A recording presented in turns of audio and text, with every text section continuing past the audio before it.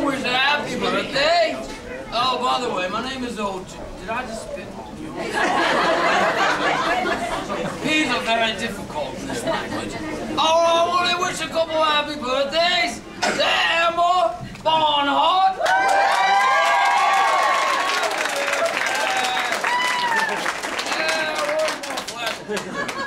All right, and then a happy birthday to Miss Kim Larson. Yes, she did. And a happy anniversary to Ken and Rosalind Thrynen.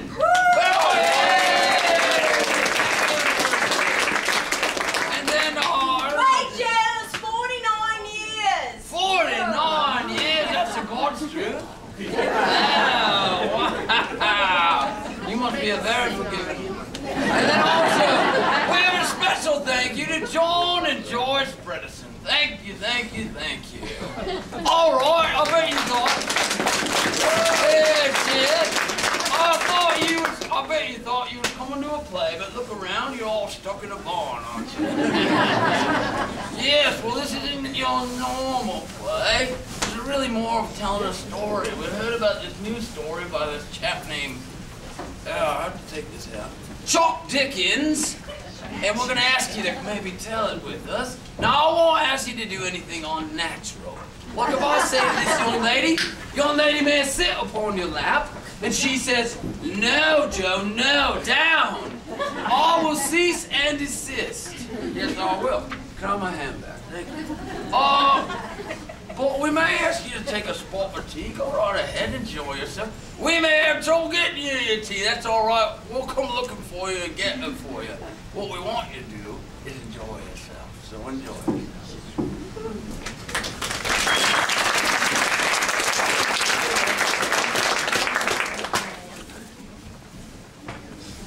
Since the days of Caesar Augustus, all people have celebrated by joy the great joy which shall be to all people. For unto us was born this day in the city of David a Savior, which is Christ the Lord. And on this day, at least in the calendar of our year, we affirm the glory of our God by the laughter of our children. Every nation, according to its character and its taste, by some gift of gaiety, has enriched the tradition of this our solemnest festival. And because America is what it is, we are the fortunate heirs of the accumulated customs of almost 2,000 years of keeping Christmas. The best songs that have been sung are sung by us. The best games that have been played, we play, and the best stories ever told are ours to tell. For storytelling has persisted as a Christmas ritual, in spite of the printing press, a ceremony as hilarious and as serious as hanging the stocking, dressing the tree, and kissing under the mistletoe. And because Christmas is first of all for children, Christmas stories are fairy stories first of all. It is mildly surprising that the best of them all, which we're telling again for you tonight, is for everybody, and turns out to be a ghost story.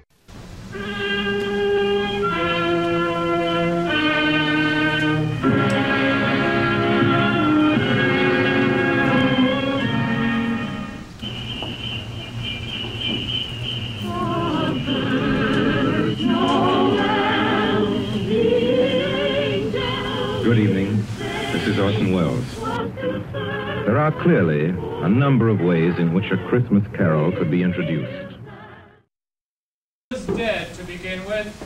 Of that there is no doubt. It has become a Christmas custom to gather around the radio to hear and to enjoy a Christmas carol.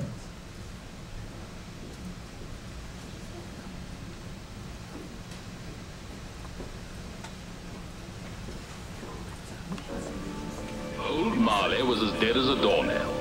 This must be distinctly understood, or nothing wonderful can come of the story I'm going to relate. The register of his burial was signed by Scrooge, and Scrooge's name was good on the London Exchange for anything he chose. Marley was dead to begin with. There's no doubt whatever about that. The register of his burial was signed by the clergyman, the clerk, the undertaker, and the chief mourner. Scrooge signed it, and Scrooge's name was good upon change for anything he chose to put his hand to. Old Marley was as dead as a doornail. Scrooge knew he was dead. Of course he did. Scrooge and Marley were partners. I don't know how many years. Oh, he was a tight-fisted hand at the grindstone, Scrooge. Scrooge, a squeezing, wrenching, grasping, scraping, clutching, covetous old sinner, secret and self-contained. Mr. Scrooge, sir. Who are you? Sam Wilkins, sir. Ah, yes. You owe me a bit of £20 odd, I do believe. Well, if you've a mind to pay, stop by my place of business. I don't conduct my affairs in the teeth of inclement weather. I can't pay you, sir. Well, I'm not surprised. Not unless you give me more time. And did I ask you for more time in which to lend you the money? Oh, no. Then why should you ask me for more time in which to pay it back? I can't take my wife to debtor's prison. Then leave her behind. Why should she go to debtor's prison anyway? She didn't borrow the £20, you did. What's your wife got to do with it anyway? For that matter, what have I got to do with it? Good afternoon. But Mr. Scrooge, it's Christmas. And Christmas has even less to do with it than your wife has or I have. You'd still owe £20 if you're unable to pay in the middle of a heat wave on an August bank holiday. Good afternoon. Once upon a time, of all the good days in the year, on Christmas Eve, old Scrooge sat busy in his counting house, a grim, cheerless place if ever there was one. The door of Scrooge's counting house was open, that he might keep his eye upon his clerk, Bob Cratchit, who in a cold and dismal little cell beyond worked at his ledgers.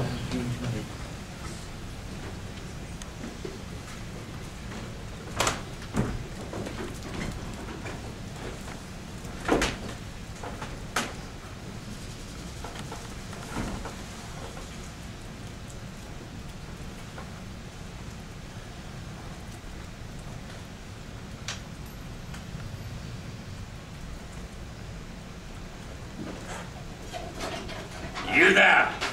Bob Cratchit!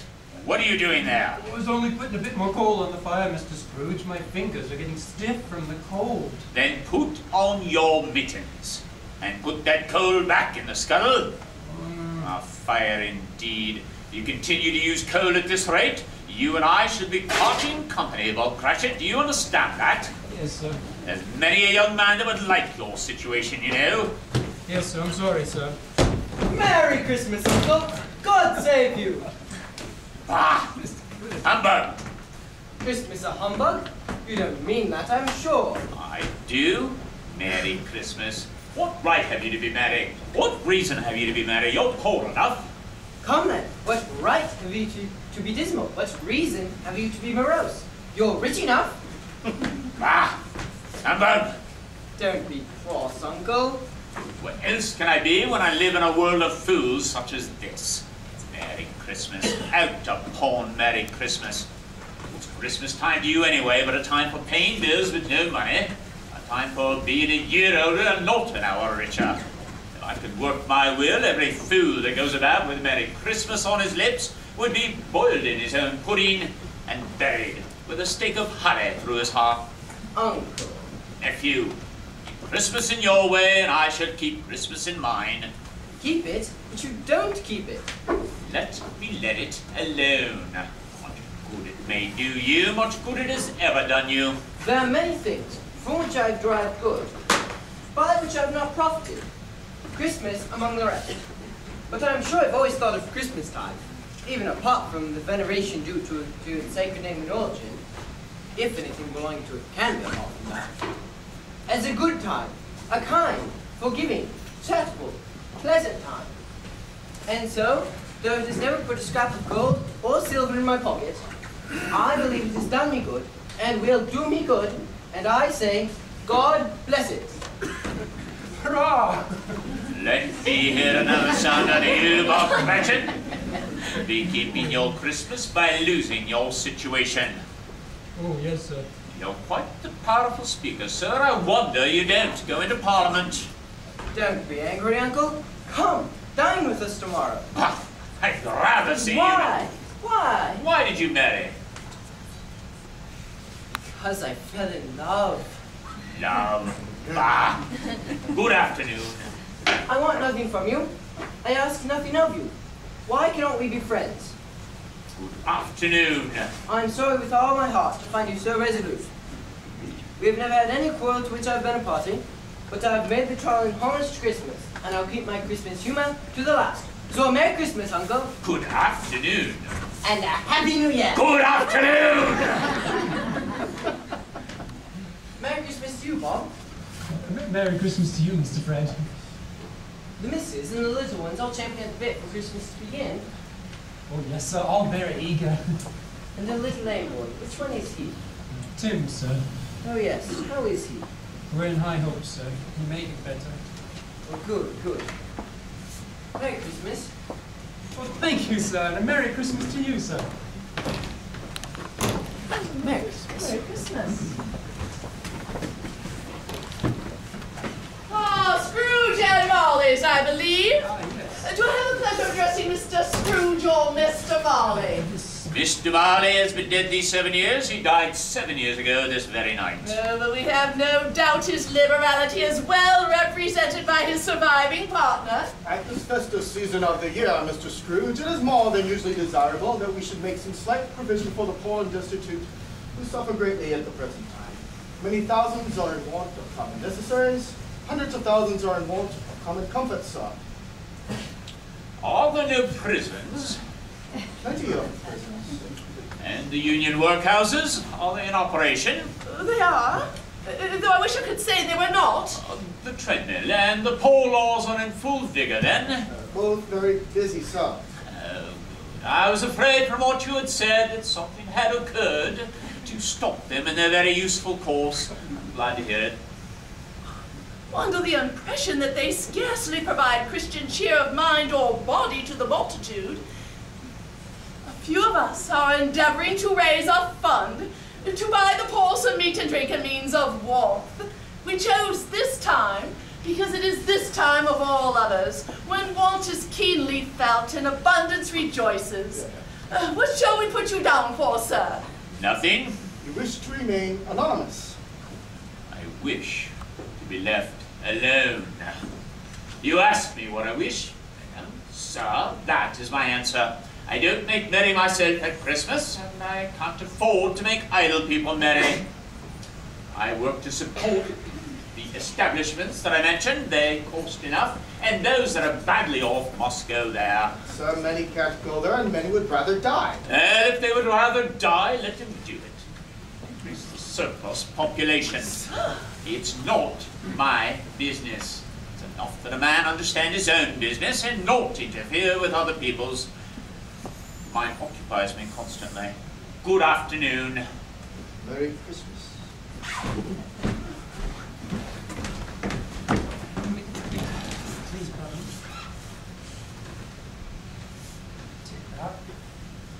Merry Christmas, sir. Merry Christmas. Merry Christmas to you.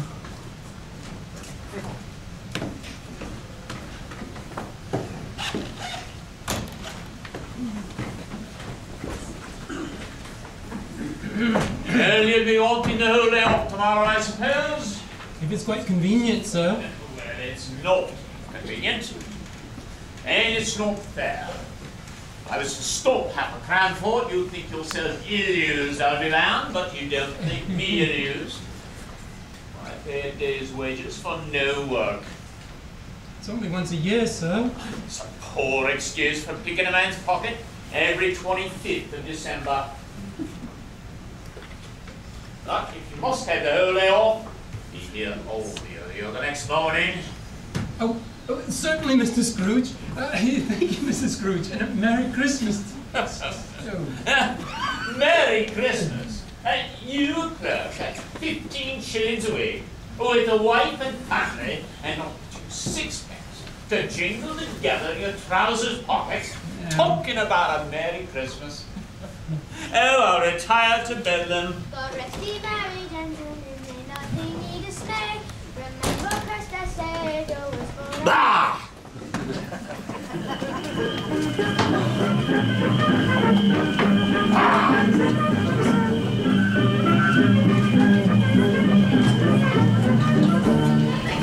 The office was closed in a twinkling, and Bob Cratchit, with the long end of his white comforter dangling below his waist, for he boasted no greatcoat, went down a slide on Cornhill 20 times in honor of it being Christmas Eve, and then ran home to Camden Town as hard as he could help to play with his family.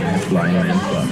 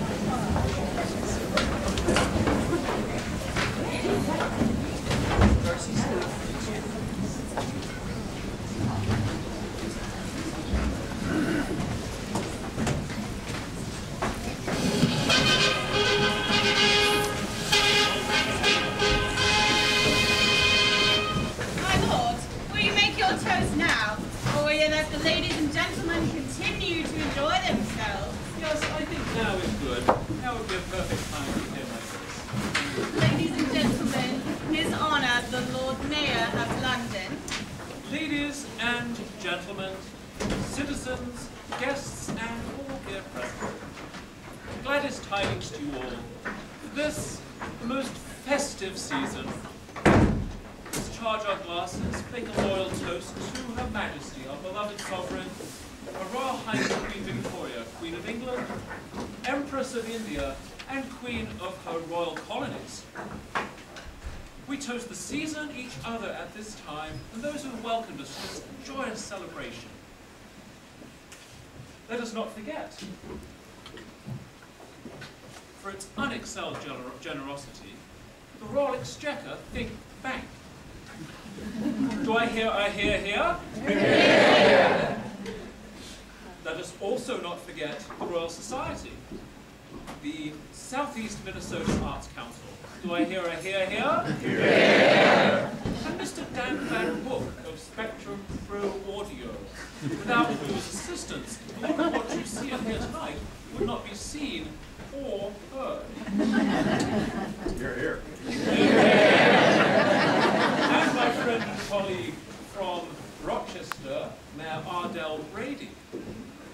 Here? Yeah. And so our hearts charged with the goodwill of the season, we honor above all those with grateful hearts him whose feast we honor tonight.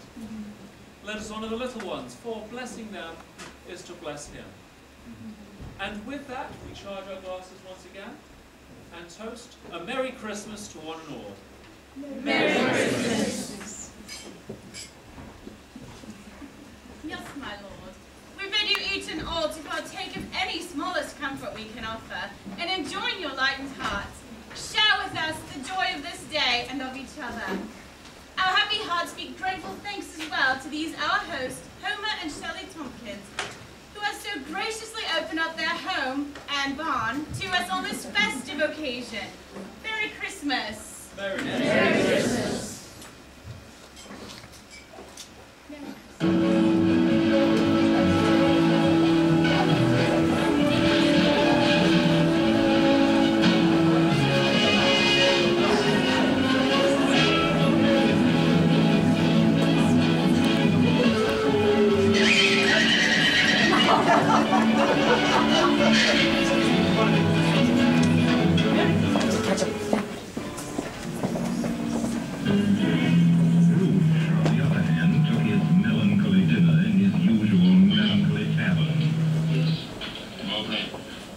Take the extra, sir.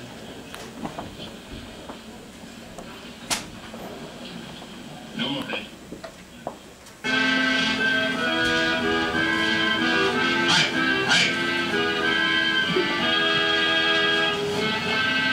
Stop that noise. Then read all the newspapers and spent the rest of the evening with his banker's book. Went to his dismal house. The yard was so dark that even Scrooge, who knew its every stone, had to grope with his hands. The fog and frost hung about the black old gateway of the house. Darkness is cheap, and Scrooge likes it. The yard was so dark that even Scrooge, who knew its every stone, had to grope with his hands through the fog and the frost to find a door.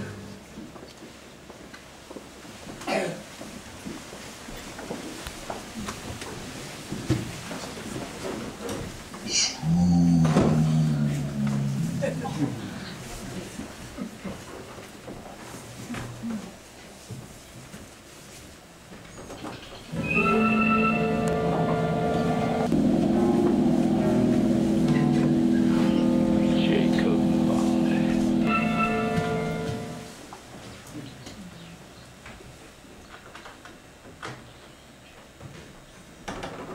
humbug.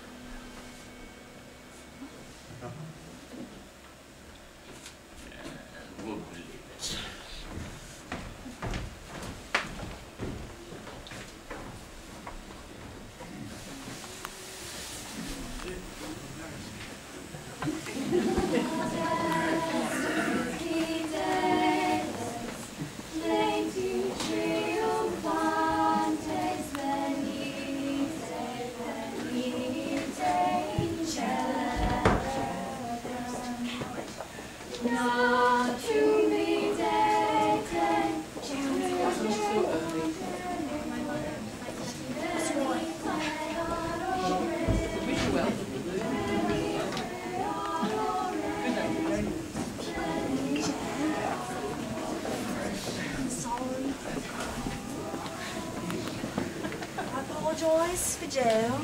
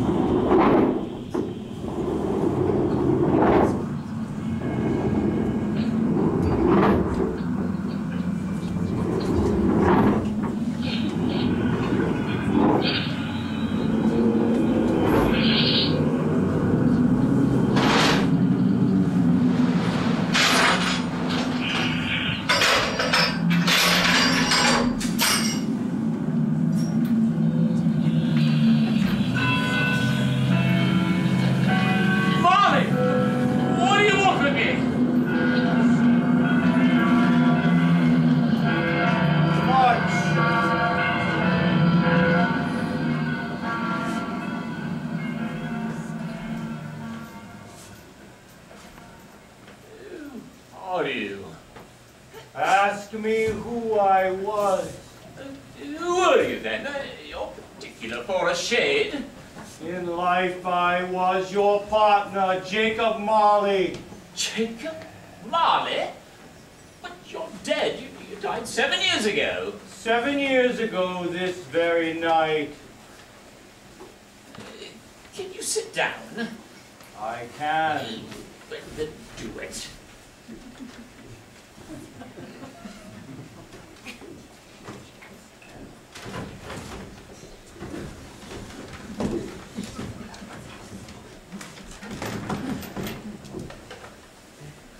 You don't believe in me, do you? I don't.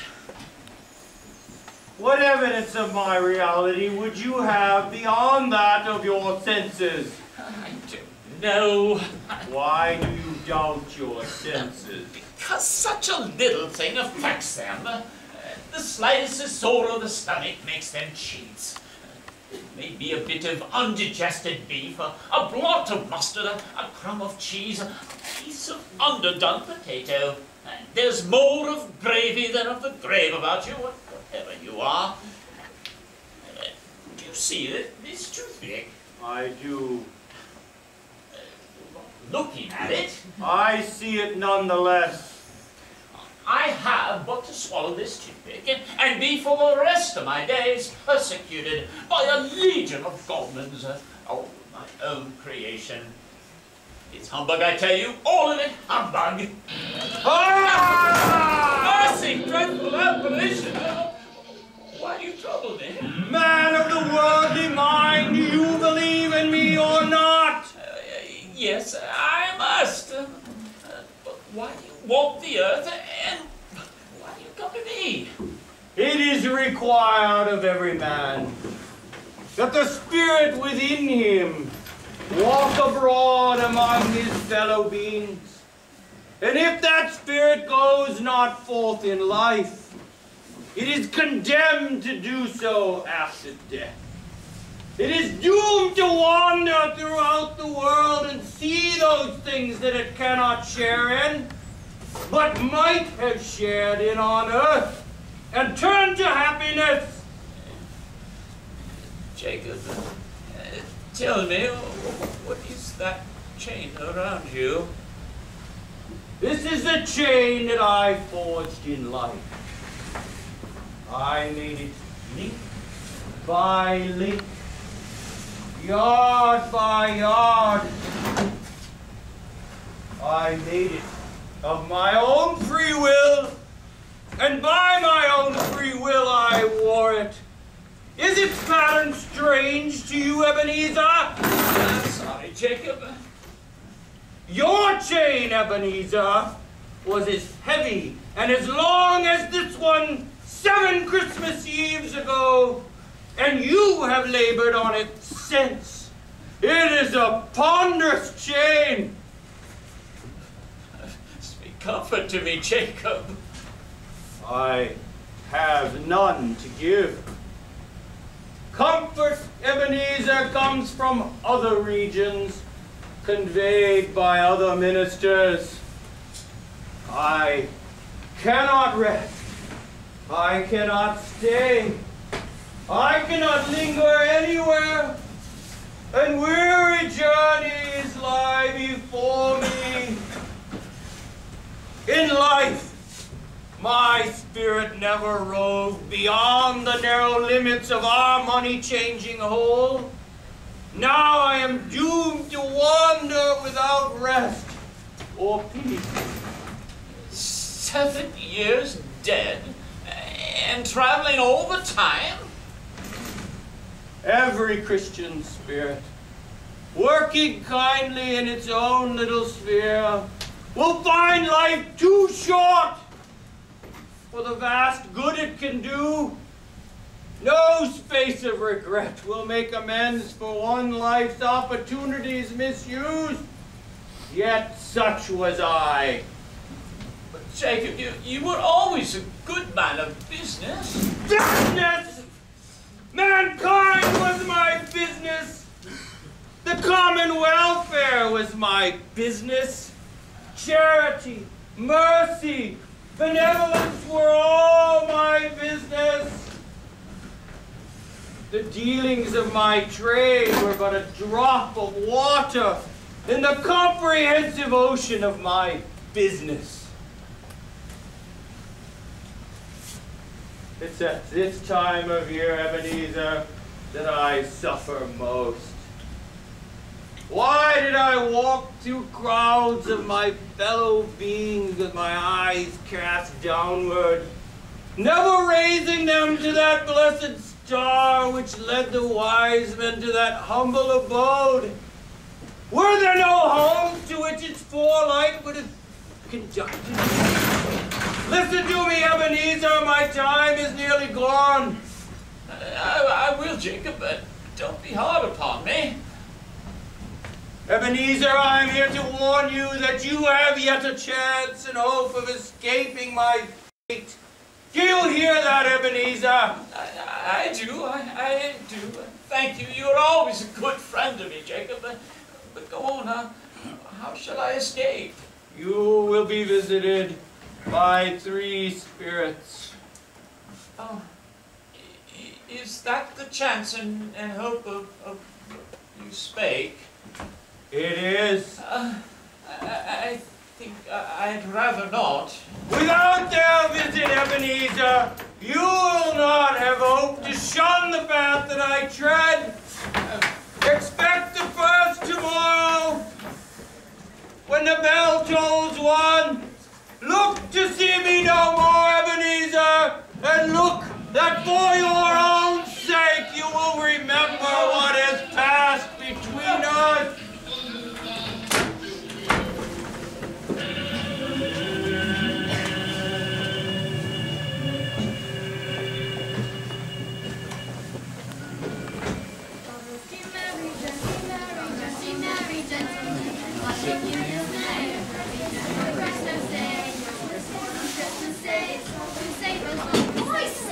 I'm reading this news story. You really have to hear about it. It's what my name is. Chuck Dickens. That's his name. It's a very good story. Did you just hear it? What do you call that Charlie? A Christmas Carol. Yes, that's the one. I will give it to you.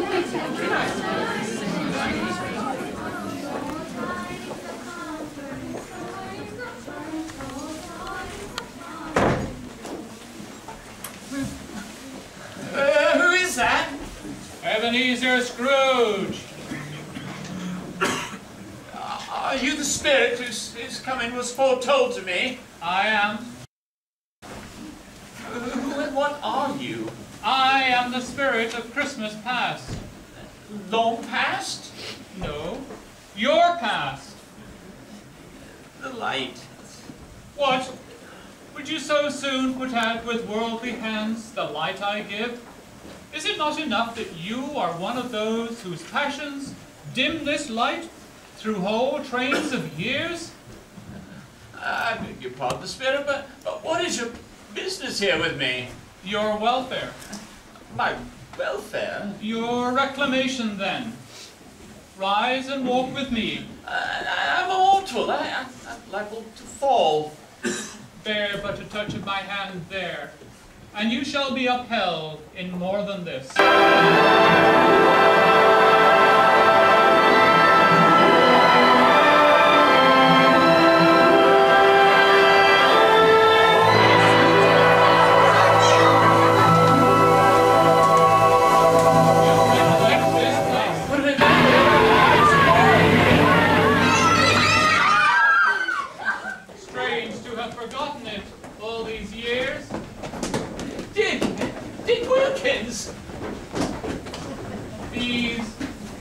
Shadows of the things that have been.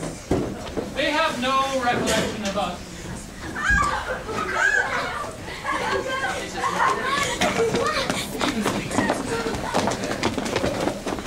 The school is not quite deserted. The solitary child, neglected by his friends, is left there still. Yes, I know. Poor boy, I wish, but it's too late now. What is the matter? There was a boy who was singing Christmas carols outside my door last night. I should like to have given him something, that's all. Let us see another Christmas.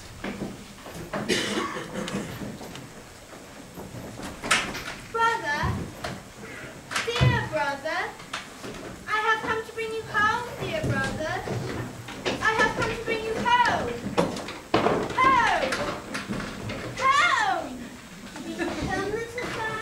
Yes, home for good and all, and forever and ever.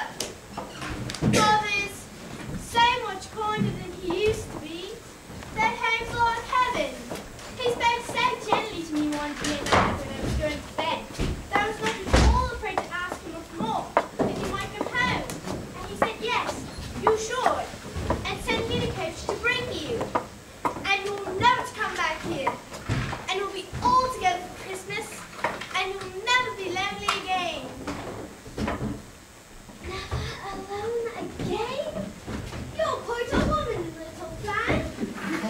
Always a delicate creature, who but breath might have withered. But she had a large heart. You're right, Spirit. She did. She died a woman, and had, as I think, children. One child, Spirit. Yes. Your nephew Fred. Yes. You know this place? No, was I apprenticed here? Yes. It's Fezziwig, alive again! Oh, bless my heart, it's Fezziwig! There's Dick Wilkins. He was very much attached to me, wasn't he? I saw poor Dick's son this very afternoon. Yes, Samuel Wilkins. He owes you money, I believe. A few odd pounds. And as it's Christmas, I suppose. What does Christmas have to do with it? He'd still owe £20 if it was the middle of a heat wave on an August bank holiday. Yo, hold out, me boys. No more work tonight. You received check. Christmas, Ebenezer. It's hard to shut us up before mine can say Jack Robinson. Hilly-ho there, let's have lots of room. Hilly-ho, Dick. Cheery up, Ebenezer. All right. Yours. May I have this?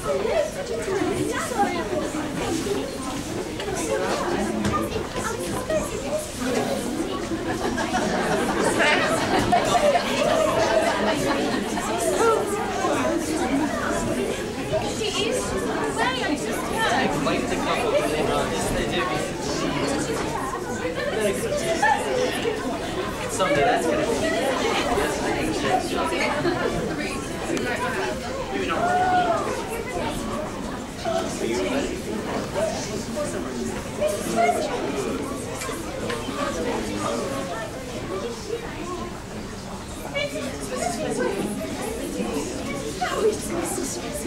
Merry Christmas, sweetheart. The latest fashions.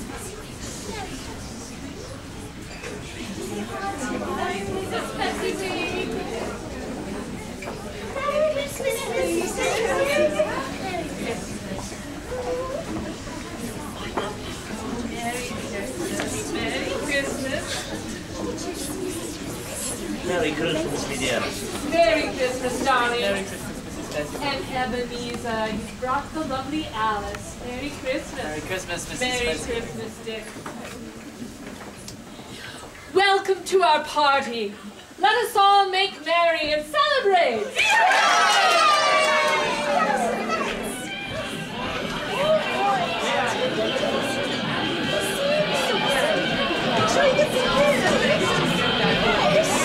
And here's Daniel.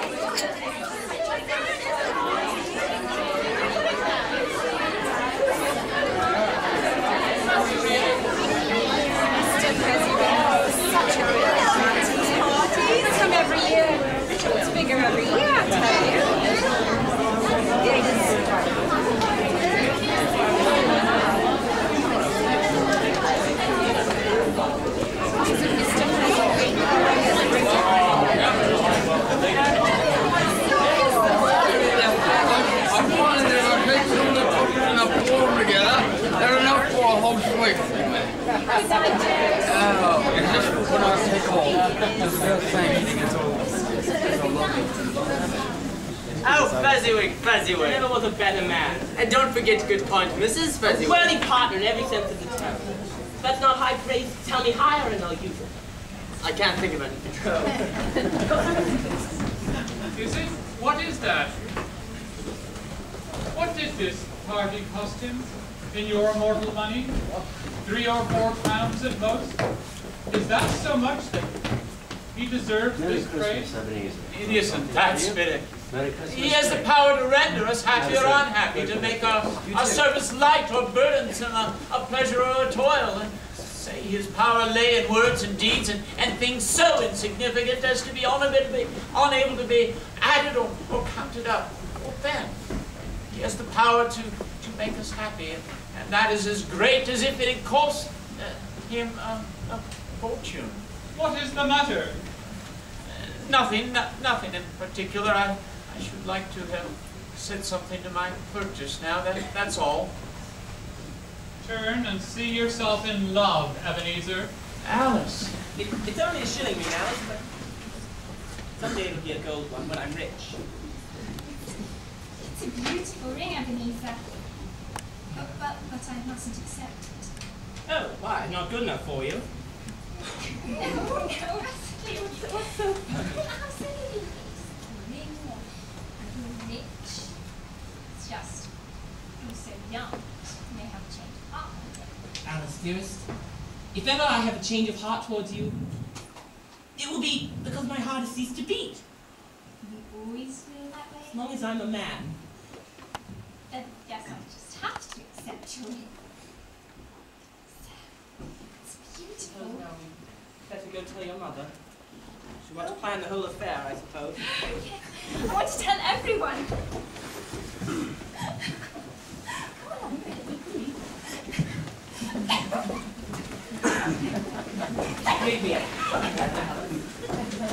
Now see yourself in business, Ebenezer.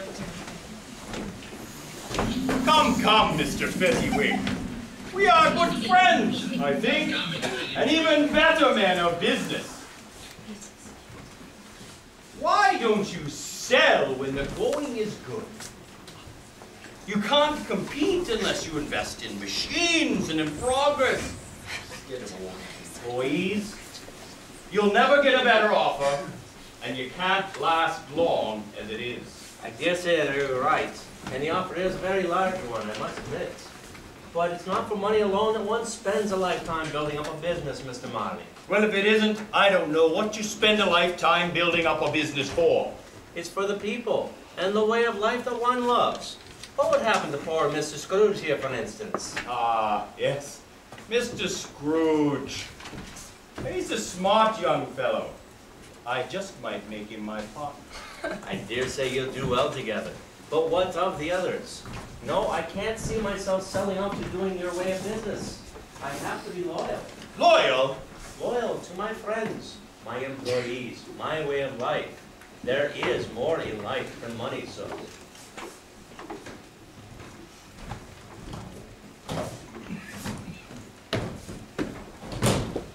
You can't teach an old dog new tricks now, can you, Mr. Scrooge? Well, I think I know what Mr. Fezziwig means, though, Mr. Marley. Come, Mr. Scrooge.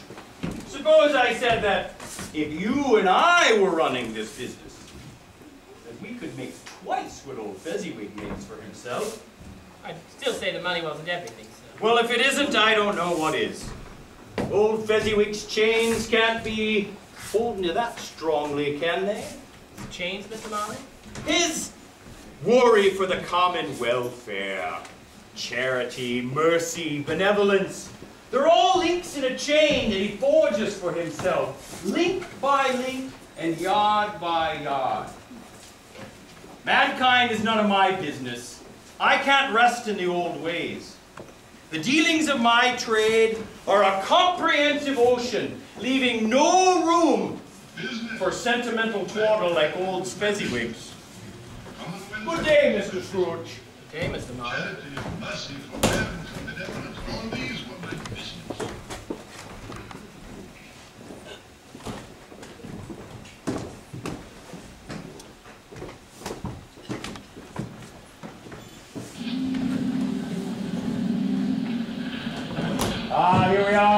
Scrooge. Control the bank box and you control the world.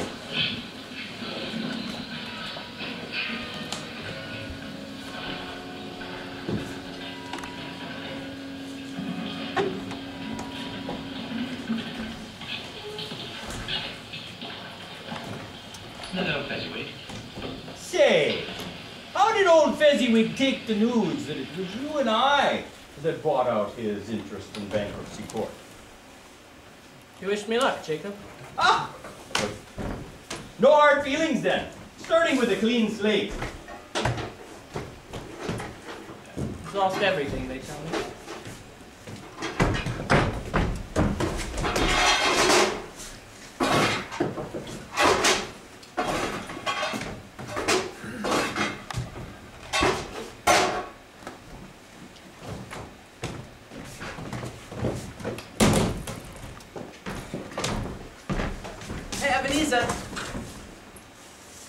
Mr. Scrooge. Sir, I was wondering if I was going to be kept on. What's your present salary? For 5 shillings a week, sir. You can stay for 4 shillings.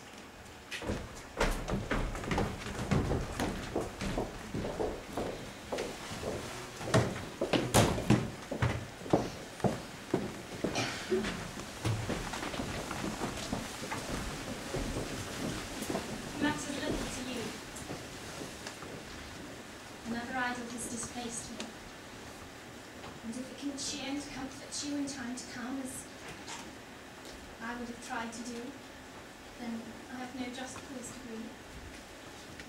What idol is this placed to? The golden one.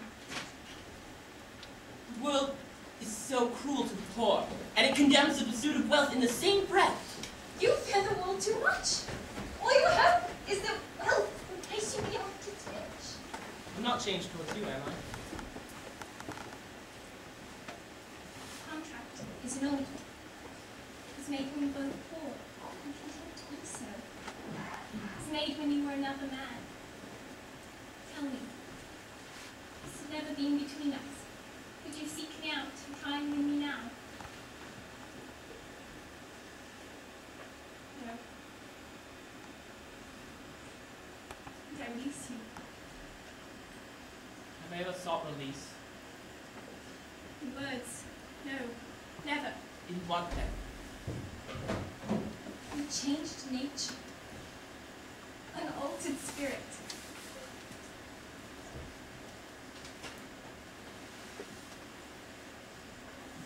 May you be happy in the life you have chosen for yourself. The love of the man who once was.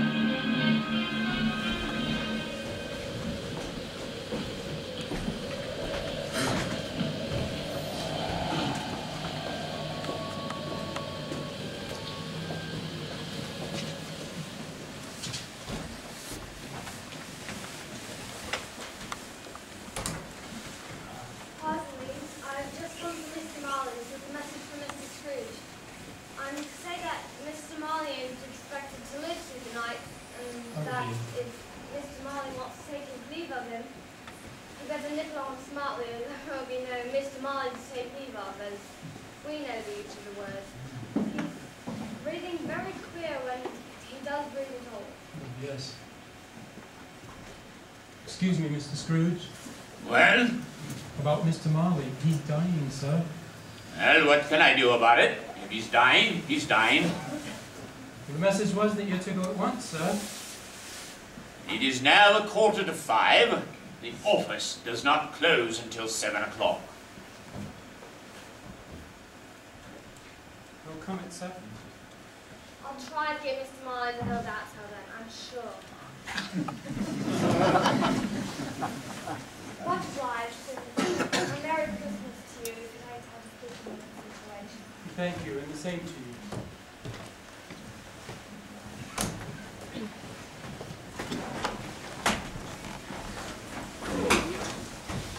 I have no idea. Let's play pirates! Yeah, yeah! Yeah, get us! more, Spirit. Let me go home. One shadow more. No more. No more.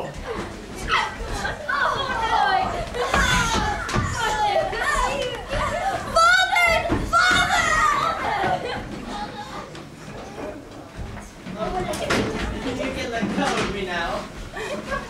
Let him go. Stop it. So, how was yours? It was very well, and yours? Oh, lucky. Tell us all about it. I saw an old friend of yours this afternoon. Really, who was it?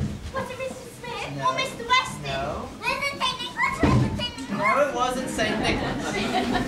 I didn't know. Mr. Scrooge it was. I passed his office window as it was not shut up, and there was a candle inside. I could scarcely help seeing him. His partner lies upon the point of death, I hear. And there Scrooge sits, alone. Quite alone in the world, I do. Let's see. It's time for this. Last time, actually. Let's go. Why do you persist to torment me, Spirit? I told you these are the things that have been, that they are what they are. Do not blame me. I cannot bear it.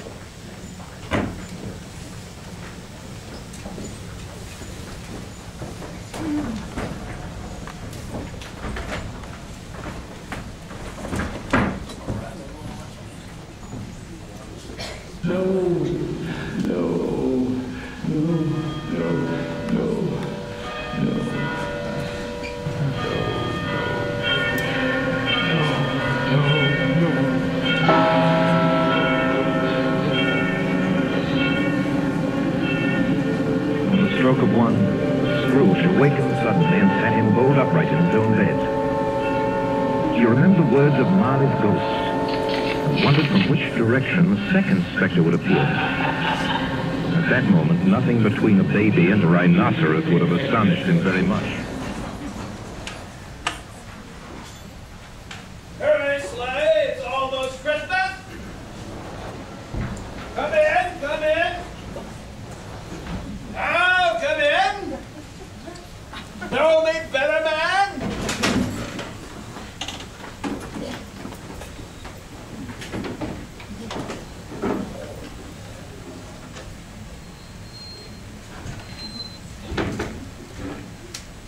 Know me better, man? I am the ghost of Christmas. Look upon me, you never seen the likes of me before, eh? Never. Have you never walked forth with younger members of my family? No, I don't think that I have. No, I'm afraid I've not. Do you have many brothers? About 1,800. Oh, a tremendous family to provide for. Yes, us spirits of Christmas live the whole 365 days a year. So it is true the child born in Bethlehem. You have chosen not to seek him in your heart. Therefore you shall come with me and seek him in the hearts of men of goodwill. Conduct me where you will, Spirit. I went full flash time upon compulsion, but this lesson that I learnt is working in me even now. If you have aught to teach me, let me profit by it. All right, touch my robe. I will get mine.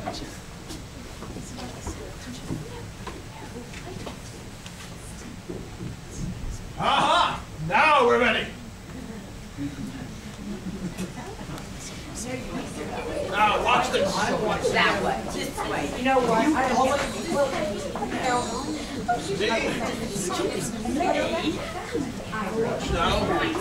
You never told me that. Is there a peculiar flavor in what you sprinkled from your torch? Ah, there is, my own. Would it apply to any sort of a meal on this day? Oh, to any kindly given. To the poor one most. But why to the poor one most? They need it the most. Then tell me, Spirit, why is it that you would attempt to close down these places of business on the seventh day? There are some upon this earth of yours who lay claim to know us, and do their deeds of passion, pride, ill will, hatred, envy, bigotry, and selfishness in our name, who are strange to us, our kith and kin as to have never lived before. Remember that. Charge their doings on themselves, not us. I will, Spirit. All right. Come along, Slay.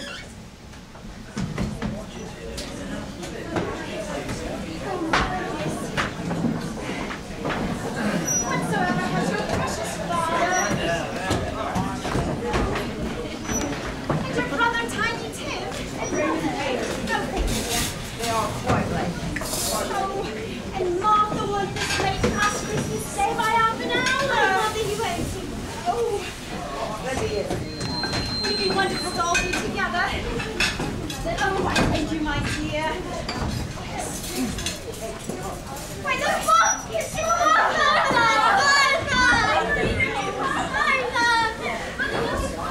Oh, my dear. Why, bless your heart alive, my dear. How late you are. Oh, well, never mind so long as you have come. Oh, sit ye down by the fire and have yourself a warm. Lord bless ye. No, Martha, hide. Here comes Father. Christmas dinner tonight? Hello, Father. Hello, Tim. Oh, come. No. You can come in the door now. Hello, Father. Why, where's our Martha? You even let him in the house. Where's Martha? She's not coming. Not coming? Not coming on Christmas Day? No, not coming. What? She's so upset. No, Father.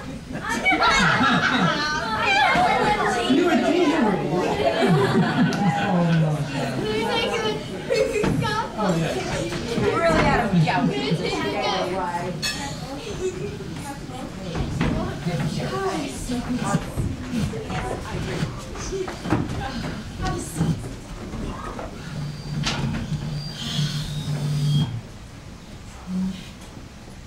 And how did our Tim behave? Oh, as good as gold and better. Somehow he gets thoughtful sitting by himself so much. And thinks the strangest thoughts you ever heard. He told me coming home he hoped the people saw him in the church because he was a cripple. And it might be pleasant for them to remember upon Christmas Day who made lame beggars walk and blind men see.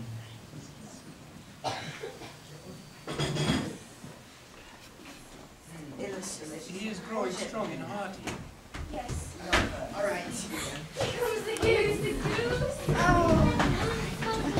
Oh, it smells so good. I think it's even bigger than last year. Oh, wonderful. Delicious. Tim, where are you? Sit down here by me. Oh, it smells so good.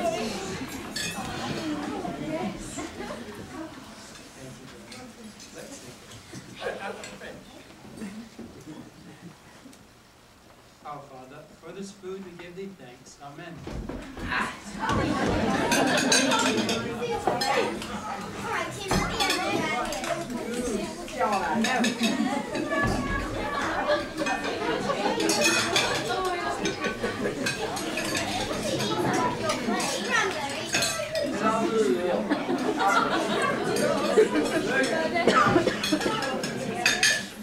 Who was that gentleman I saw you in the market with, dear?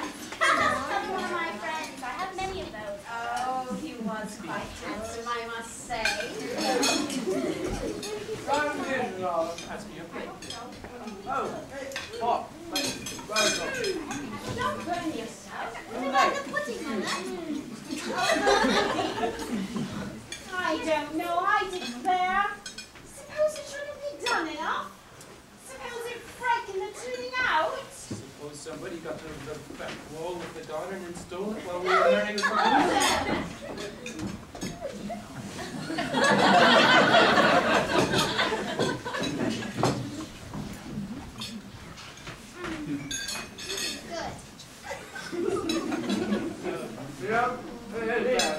Don't talk with your mouth full. Oh, yeah. It did turn out. It looks wonderful. Look at the food at the window. Doesn't it look lovely?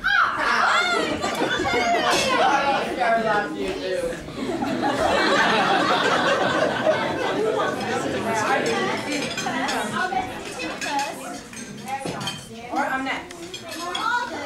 Father must have some. Oh, my dear, wonderful pudding. I regard it as the greatest success achieved by you since our marriage. I had my doubts about the quantity of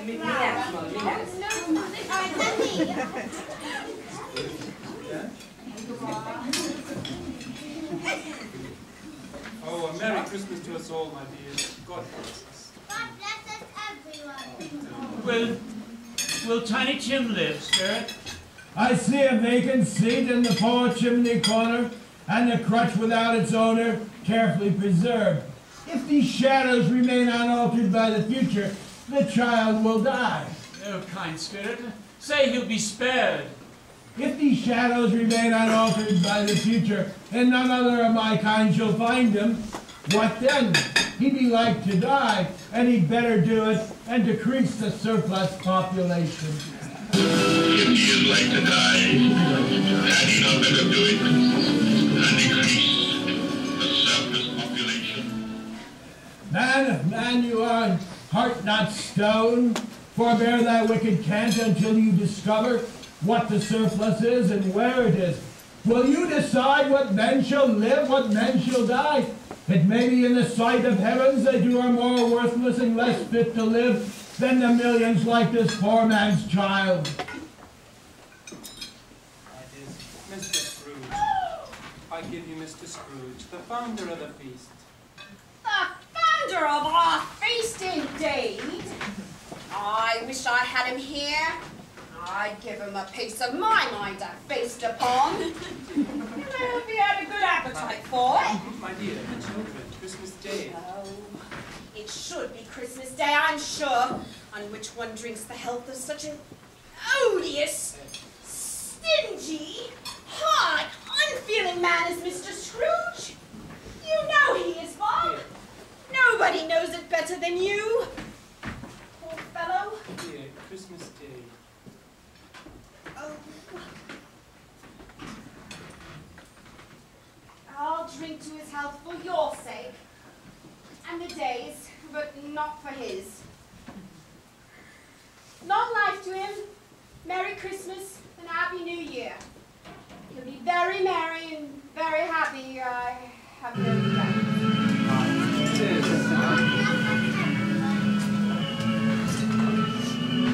There was nothing of high mark in all this. They were not a handsome family, these Cratchits. They were not well dressed. Their shoes were far from being waterproof. Their clothes were scanty and at noon, very likely, the insides of a pawnbroker's. But they were happy, grateful, pleased with one another and contented with the time. When at last they faded, Scrooge had his eye upon them, and especially on Tiny Tim, until the last. Much they saw and far they went, and many places they visited, but always with a happy end. The spirits stood beside sick beds, and they were cheerful. On foreign lands, and they were close at home. By poverty, and it was rich. In almshouse, hospital, and jail, where vain man in his little brief authority had not made fast the door and barred the spirit out, the spirit left his blessing.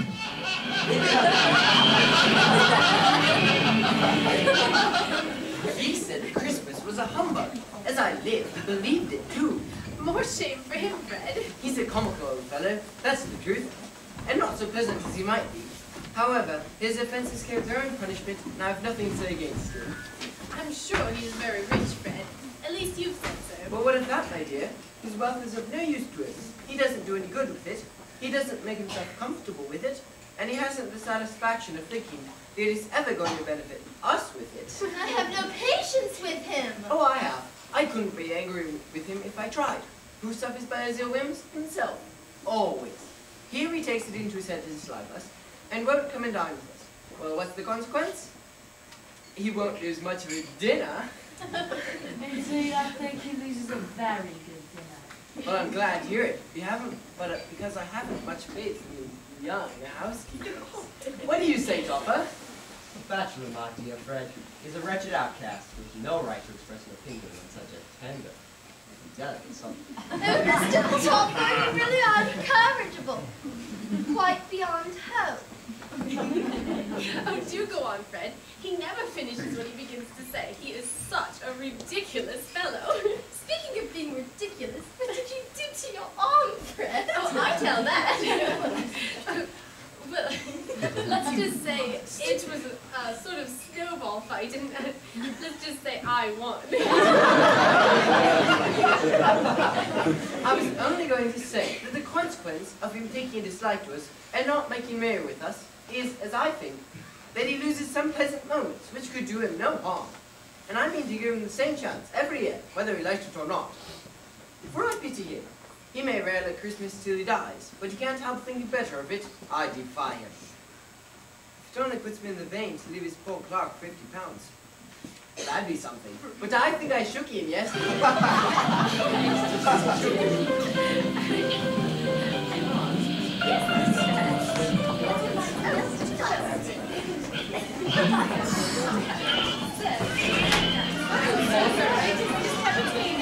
Don't sit here.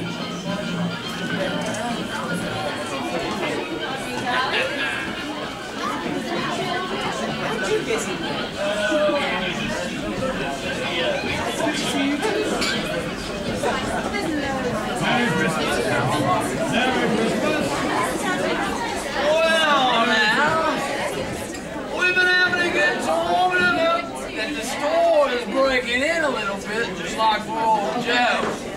Almost tell you, it's a good time to be stretching your, stretching, put your fingers in your ears now. Stretching your legs and getting over to the market if you want something warm to drink. But if you're like me, you'll be out smoking and drinking in the privies outside. Merry Christmas.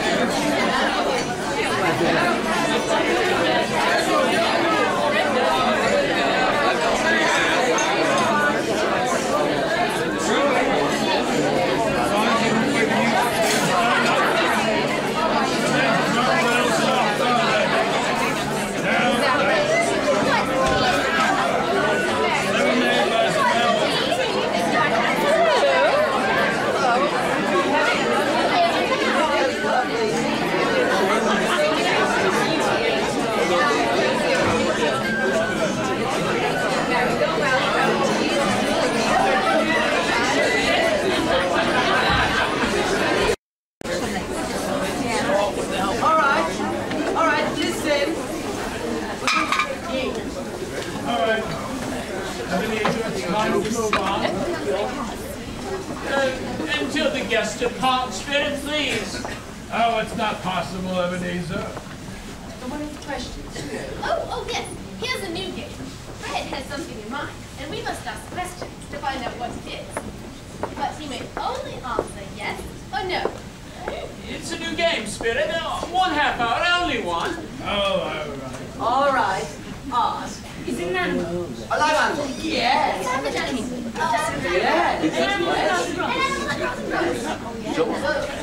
Sometimes. Excuse me. Yes. Yes. Does it live in London? Yes. Does it live in London? Yes. Sold it him off. No. Is it a bear? Is it a dog? Is it a pig? Okay. Is it a giraffe? No. Is it a frog? Is it a tiger? Oh, I know what it is. It's your Uncle Scrooge.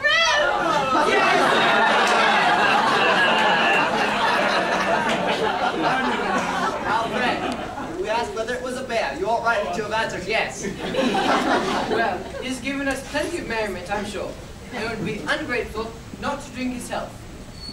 And I say, Uncle Scrooge, a Merry Christmas and a Happy New Year to the old man, whatever he is. He wouldn't take from me, but may he have it all the same. Uncle Scrooge. Uncle Scrooge. I'd like to thank you all for coming. Be careful next time.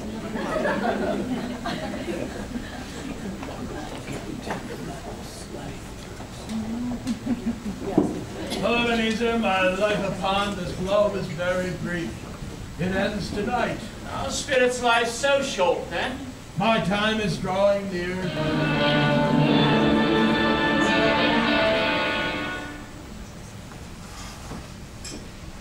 Man, look down. Look down. Are they yours? They're man's. They cling to me, appealing for protection from their fathers. The boy is ignorance. The girl is want. Beware of them both, but most of all the boy. Have they no refuge, no resource? Are there no prisons? Are there no workhouses? Are there no workhouses? Are there no prisons? Are there no workhouses? Are there no prisons? Are there no workhouses? Are there no prisons? Are there no workhouses? A solemn phantom,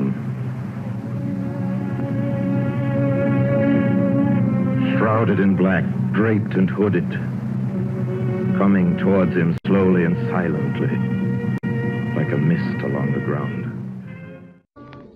In the very air through which it moved seemed to scatter gloom and mystery.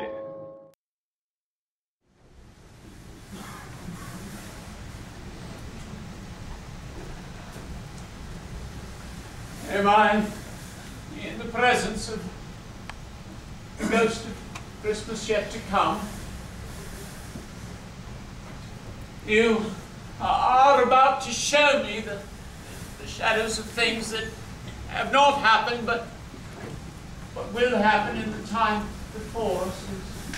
Is that so?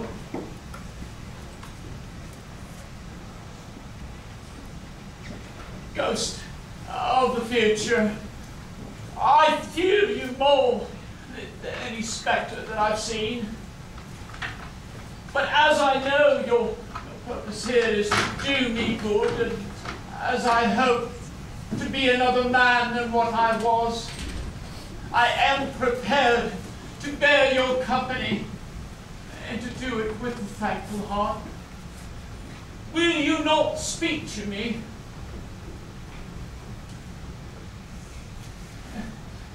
Lead on, Spirit. Lead on. The night is waning fast, and it is precious time to me. I know. Lead on, Spirit. Lead on. No, I don't know much about it either way. I only know he's dead. When did he die? Last night, I believe. What was the matter with him? I thought he never died. Neither did he, I dare say. I wonder what he's done with his money. I haven't heard. Given it to his company, perhaps. He hasn't left it to me, that's all I know. It's likely to be a very cheap funeral, for upon my life I don't know of anybody to go to. Suppose we make up a party and volunteer. Oh, good lunch is provided, but I must be fed, or I don't go. Well, I go if anybody else will. When I come to think of it, I'm not at all sure that I wasn't his most particular friend. But we used to nod to each other on the street.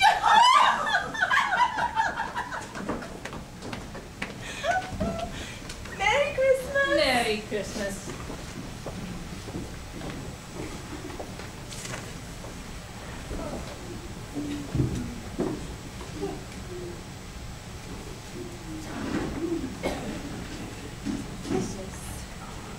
Merry Christmas. Oh, and the best of season to you.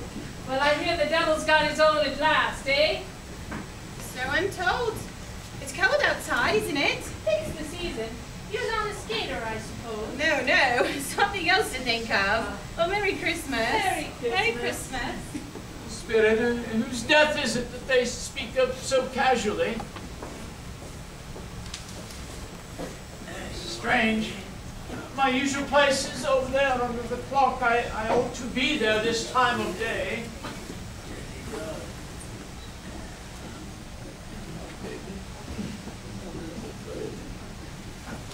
Let's go and give Daddy a kiss. Yeah.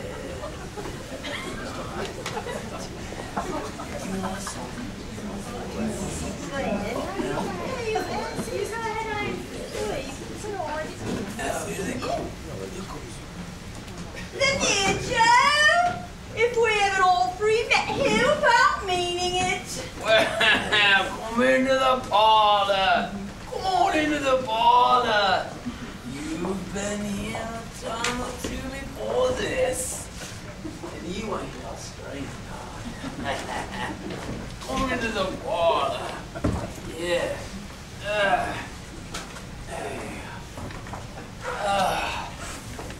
There ain't such old bones in the place as mine. Hope we're all suitable to our calling. We're all well matched. So come in. Come in. Well, look here, Joe. Blimey, even if the undertaker comes to call. What odds, Mrs. Dilber? Every person has a right to take care of themselves. He always did. That's true indeed. No man more so. Why then don't stand staring as if you was afraid, woman. Who's the wiser? We're not going to keep holes in each other's coats, I suppose. No, indeed. I should hope not. After all, who's the West for the loss of a few things like peace? Not a dead man, I suppose. No, indeed. If he wanted to keep them after he was 10, the wicked old soul, why wasn't he amiable and natural in his lifetime? If he had been, he'd have had somebody to look after him when he was struck with death, instead of dying, gasping and blasting. It's the truest word that ever was spoke. It's a judgment on him. I wish it was every judgment. It would have been, I promise you that, if I could have gotten my hands on anything else. There's been our abundance, Joe, and let us know the value of it. We know pretty well that we were helping ourselves before we came here. I believe it's no sin. Who's to be the first? I don't mind going first. Just to show you we trust each other. Here, Joe.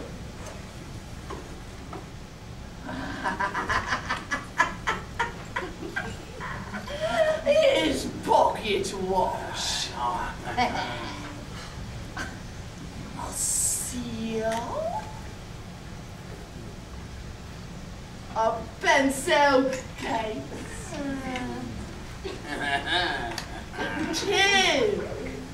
Two shirt buttons. And a brooch.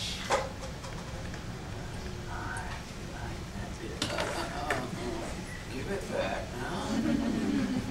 Oh, set it down. 8 shillings. And I wouldn't give you another 6pence if I was before the bar. Doing it. Who's next? See there, Joe? 2 sheets. Yeah. 2 towels. Yeah. A shirt. 2 spoons. 2 silver. Sugar tongs.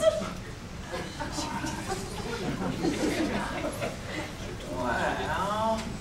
17 and 6. Always give too much to the ladies. It's a week to someone, and that's how I've come to root. If you asked me for another penny and made it an open question, I'd regret me liberality and knock off half a crown. Oh, yeah.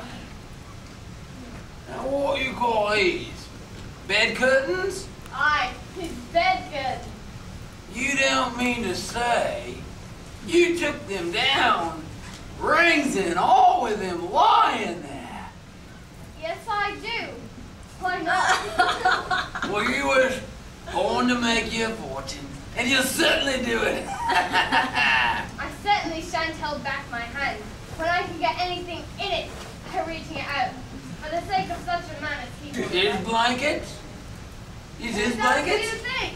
Isn't likely to take hold of that him, I dare say. I hope he didn't die of anything catching. He ain't so fond of his company that I'd loiter about him for such things if he did. You may look through this shirt till your eyes bleed, but you won't find one single little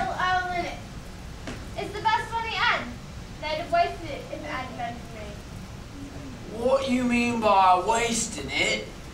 Putting it on him to be buried, didn't we, Sean? I took it off again. His calico isn't good enough for such a purpose. It isn't good enough for me. He frightened everyone away from him when he was alive, to profit us when he was dead. I see, Spirit. I see. The case of this unhappy man might be my own. My life tends that way even now. If there is any person in this whole town that feels emotion at the death of this poor man, show them to me now, Spirit. I beseech you. Sam. Oh, Sam. Why, Martha, what is it? The constable's come again, and he says if we can't pay... Now, Martha. Have you seen him? Has he relented? No. Well, then there's no hope left. There is hope, Martha. The only hope is that he will relent. What other miracle could save us? He's past relenting, Martha. He's dead. Dead? Oh, thank the dearest Lord! Oh, forgive me, I'm sorry. To whom will our debt be transferred? I don't know. But before that time, we shall be ready for money. And even if we were not, there cannot be another creditor as merciless as he. Oh, Martha, we shall have a Merry Christmas. Let me see some tenderness connected with the death. And he took a child and set him in the midst of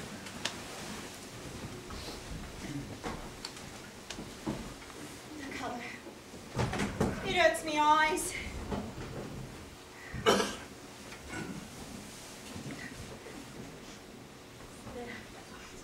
They're better again.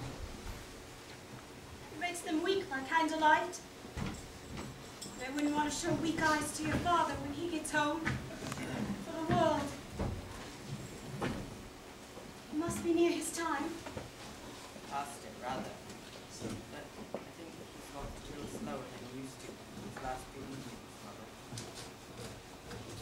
I've known him to walk with.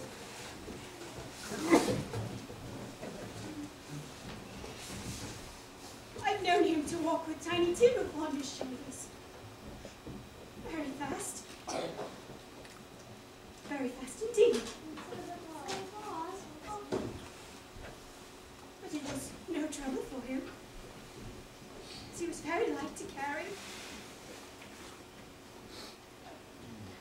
But your father, he loved him so.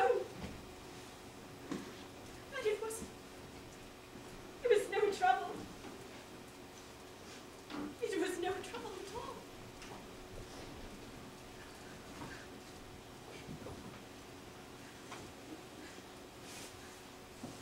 Oh, there's your father at the door.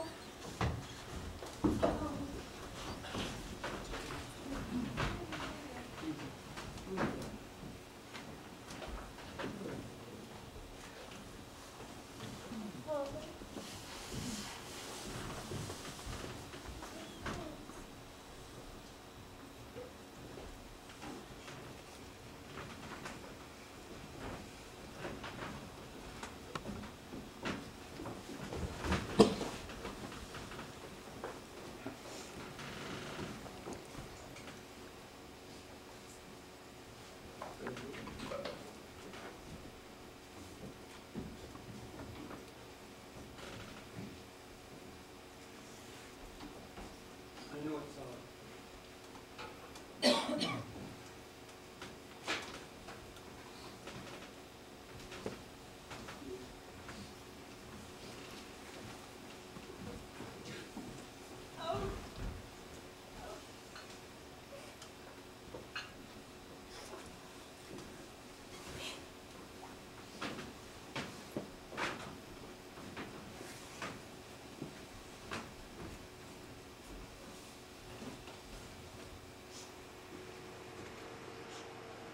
Forgive me, dear, I'm late.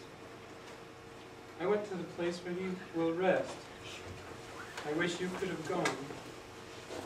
It would have done you good to see how green a place it is. But you'll see it often. I promised him I would take a walk there on a Sunday.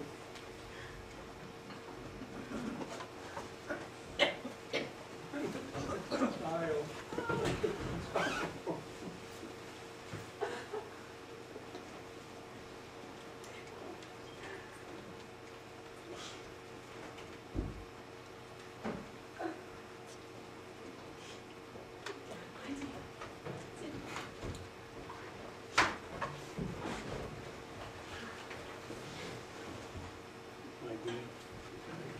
met Mr. Scrooge's nephew, Fred, as I was walking.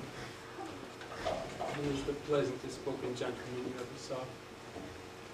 He said I looked a little down and inquired what could have distressed me, upon which I told him, I'm heartily sorry for it, Mr. Cratchit, and heartily sorry for your good wife. By the by, how we ever knew that, I don't know. You know what, my dear? That you were a good wife. Oh, everybody knows that. Very well spoken, my dear. He gave me his card and said that we should come and see him if ever he could be of service to us in any way. It really seemed as if he had known our tiny Tim and felt with us. I'm sure he's a good soul.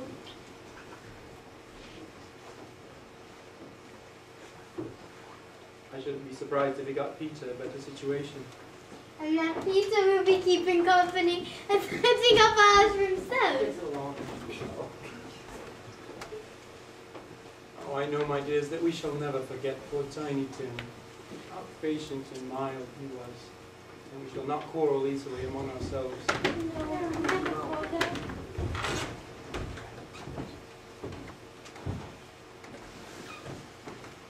I'm very happy. I'm very happy.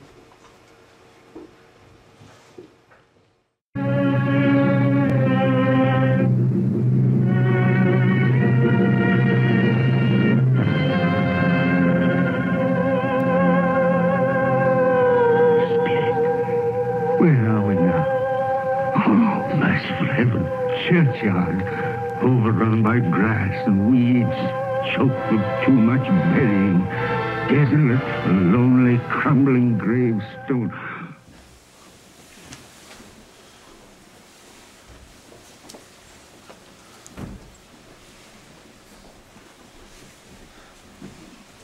Before I draw near to the stone to which you point, answer me one question. Are these the shadows of things that will happen? Or are they the shadows of things that may be only?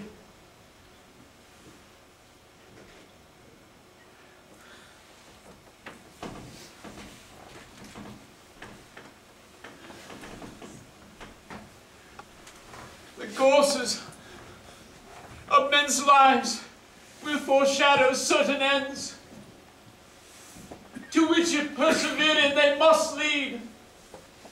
But if those courses be departed from, the ends will change. Say it is thus with what you showed me.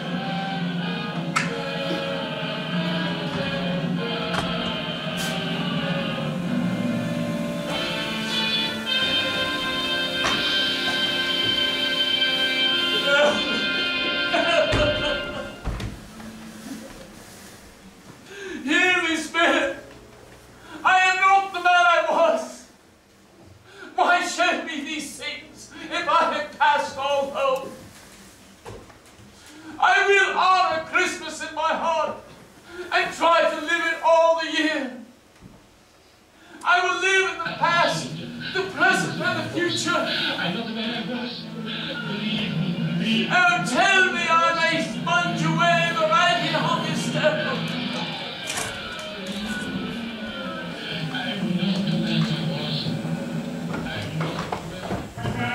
What's this? It's my bedpost. I'm home. In my own bed. In my own room. And the sun. The sunshine. It's clear. It's bright. No fog. Oh, what a beautiful day.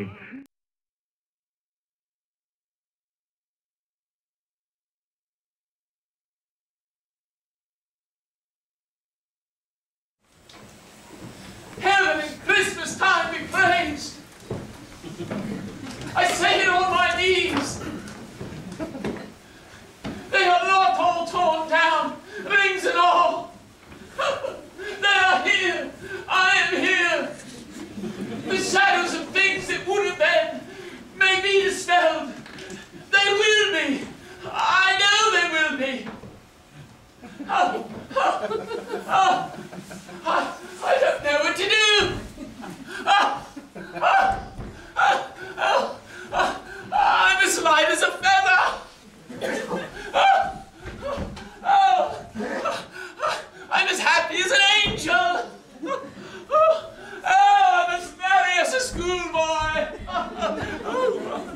as giddy as a drunken man.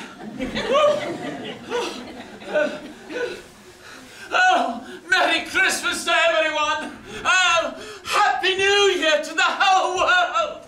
Oh, yes! Oh, look, there's where Jacob Marley came to me. In the corner where I saw the Christmas present. Oh, in the window where I saw the wandering spirits. Oh, it's all true. It all happened. Oh, it's real. I don't have any idea how long I've been among the spirits. Oh, I don't know anything. Oh, I'm quite the baby. Yeah, never mind. I'd rather be a baby. Hello.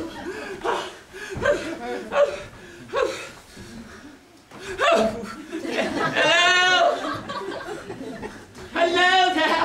How do you know what day it is? Oh, what a delightful boy. You have any idea what day it is today? Today? Why, it's Christmas. Oh, I haven't missed it. Oh, the spirits have done it all in one night. But they can do anything. Of course they can. Of course they can. Oh, hello. Hello. Oh, what a charming boy. Do you know the Poters in the next street but one at the corner? I hope I did. What a remarkable boy, such an intelligent boy. Do you know if they've sold the prize turkey that they had hanging there? And not the little one, the big prize turkey? The one as big as me. Oh, yes. Yes, charming boy, charming boy. Oh, yes, my boy. It's hanging there now. Good. Good. Go and buy it. What? No, I'm in earnest. Go and buy it. Have them deliver it here that I can tell them where to take it. Bring the man back. I'll give you a shilling. Come back in 5 minutes. I'll give you half a crown. Oh, what a charming boy. Oh, I have scented bomb crutches. They won't have a clue where it came from. A Merry Christmas, Ebenezer. Lord Hamlet. And a Happy New Year, as if you deserved it. Merry Christmas. Yes, thank you. And many of them. I don't know what day of the month it is. I don't know how long I've been amongst the spirits. I don't know anything. I never did know anything. And now I know that I don't know anything. I never did know anything. Now I know that I don't know all of the Christmas morning. I must stand on ahead.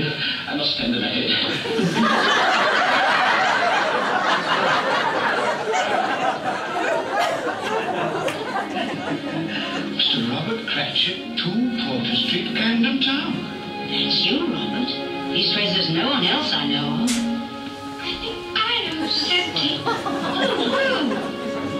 Mr. Scrooge.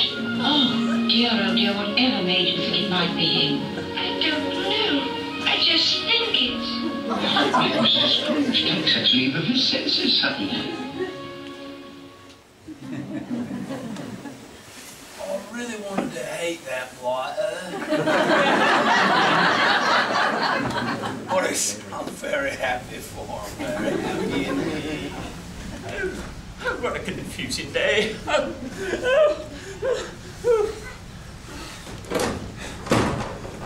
yes.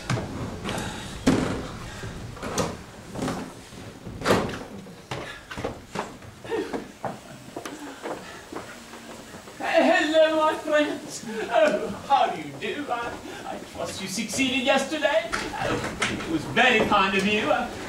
Mr. Scrooge. Yes, that's my name. It may not be a pleasant one to you. I ask you to beg my pardon and please accept my merriest Christmases. Mr. Scrooge, are you quite yourself, sir? No, I don't think so. No, I hope not. Will you accept? Do me the kindness of accepting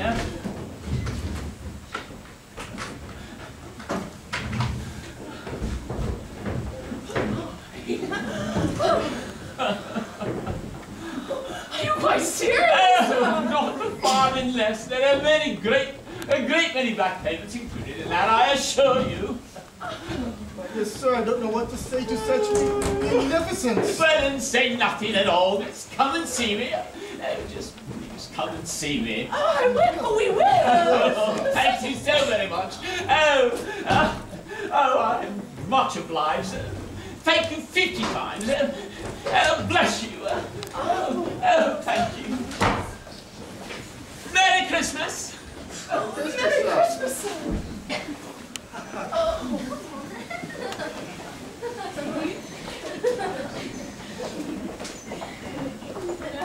I know. We shall play a game. A game that we've never played before. We've played all the old ones. Like a new game with the questions. You remember, Clara? Like you have something in mind, and we'll ask questions to find out what it is. Friend. Uncle? I've come to dinner, Fred. Will you let me in? Let you in? Why, Uncle? I'm delighted. My dear. Look who's here. My dear, can you ever forgive a pig-headed old fool such as I? No eyes to see, and no ears to hear all of these years. Oh, you dear uncle. You made Fred so happy. Oh, bless you. Thank you.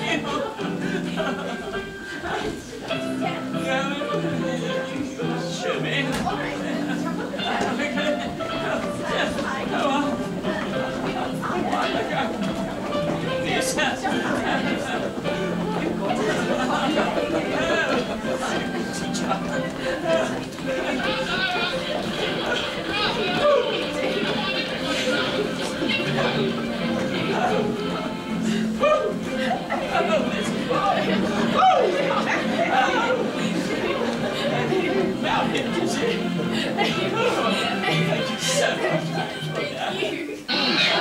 Morning, Scrooge was early at his office.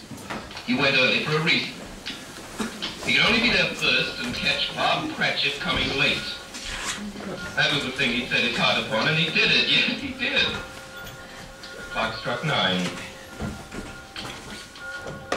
No Bob. 1:15, no Bob.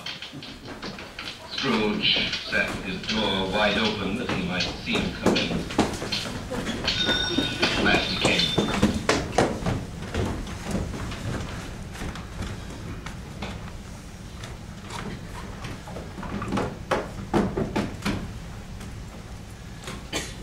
What do you mean by coming here this time of day? I'm very sorry, sir. I'm behind my time. Yes, you are. I think you are. Yes, sir. Step this way, sir, if you please. It's only once a year, sir. It shall not be repeated. I was making rather merry yesterday, sir. I will tell you what, my friend. I'm not going to stand for this sort of thing any longer. And therefore,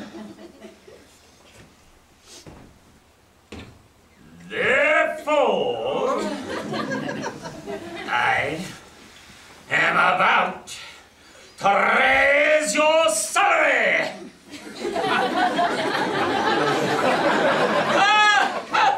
Merry Christmas, Bob. Oh, a Merry Christmas. Then I've given you a many a year. I'll raise your salary and attempt to assist your struggling family. We'll discuss your affairs over a Christmas bowl of smoking bishop. So make up the fires, Bob, and buy another scuttle of coal before you dot another I, Bob Cratchit. Yes, sir.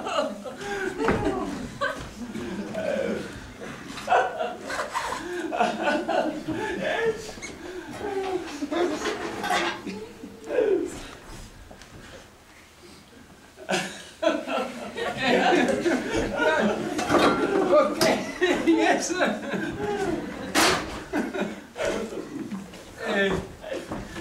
doing this kind of thing. I've lost my arm. Scrooge was better than his word. He became as good a friend, as good a master, and as good a man as the good old city ever knew, or any other good old city, town, or borough in the good old days. And the tiny Tim lived and got well again. Thank you, sir. In the second part. No, Timber boy! And it was always said that he knew how to keep Christmas well, if any man alive possessed the knowledge. May that be truly said of us, and all of us. And so, as Tiny Tim observed, God bless us, everyone.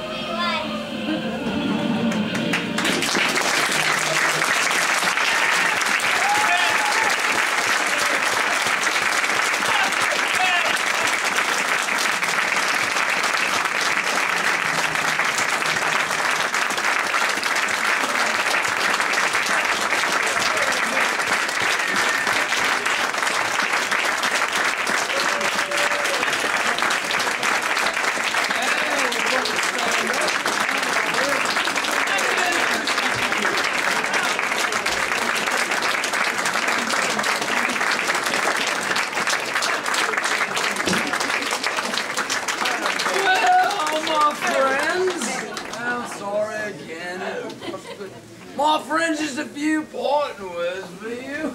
I think we did a pretty good job. I hope you had as good a time as we did. Second of all, I think we would like to see you stay around and enjoy the sight. Look under the stage if you want to. It's no secret anymore. Gentlemen, I'll recommend the tin cup or cooks. I'll take him home and beg for all kinds of things. And finally, and probably most important, we hope that we've helped you just a little bit to find a way to keep Christmas in your heart like old Joe. Merry Christmas to you.